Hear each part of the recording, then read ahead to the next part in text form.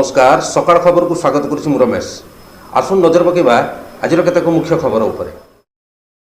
All Odisha EPF pensioners association अष्टमतम प्रतिष्ठा दिवस स्थानीय लोहिया एकाडेमी ठारे अनुष्ठित हो जाइछि। ए सभारे प्रत्येक जिला कमिटर कर्मकर्ता माने आलोचना रे भाग नेथिले। उक्त सभारे राज्य सभापति इंजीनियर विजय कुमार जेना सभापतित्व करिथिबा बेले उपदेष्टा नटवर आचार्य सभा परिचालन करिथिले।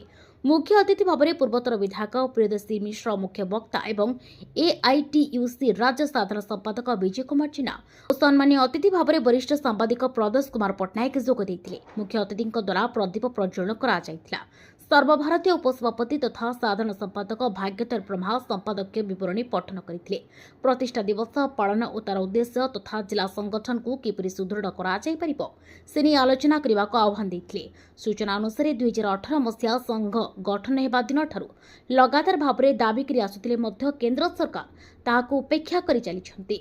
फल ईपीएफ पेंशनधारी वरिष्ठ नागरिक माने अत्यंत दयनीय भाव में कालातिपात करिछन्ति। सर्वनिम्न पेंशन 9,000 टंका को वृद्धि सह महंगा भत्ता लागू न करने बर्दाश्त कराजिब नाही बोली एही सभारे मत प्रकाश पाइथिला।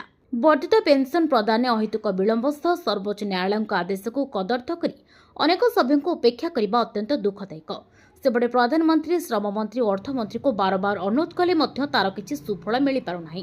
एणु ए दाबी को उपल्ली ठारू दिल्ली पर्यंत तीव्रतर करने को सर्वसम्मत मत प्रकाश पाइथिला।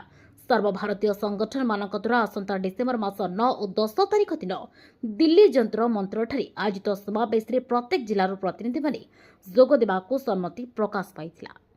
अष्टम प्रतिष्ठा दिवस आम पालन करूँ आम आमर जो संगठन जो दिन जन्म लेता आज दिन में जन्म लेता आम मन पकड़ापी एवं आमर जो संग्राम को आम कि भाव में जारी रखी आसीचु एपर्यंत ताहार एक नमूना ये करूँ।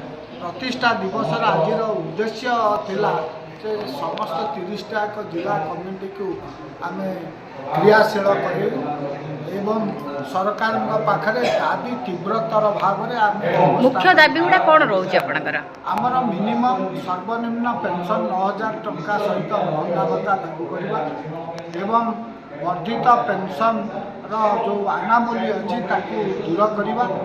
तृतीय निःशुल्क चिकित्सा सुविधा जोड़े।